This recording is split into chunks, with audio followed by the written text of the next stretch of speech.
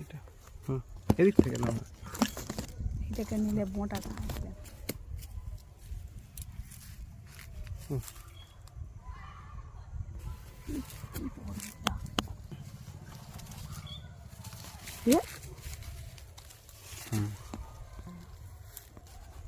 হায় হায় ইয়ে করলাম গো। এই আমরা বাগান থেকে এই প্রায় 3 ব্যাগ সবেদা পেড়ে এনেছি। আবার আমাদের চ্যানেলে বিভিন্ন ফল পাড়ার বিভিন্ন ভিডিও আরও আসছে, আমাদের চ্যানেল সাবস্ক্রাইব করুন। একটা সবেদার ওজন প্রায় 100 গ্রামের মতো।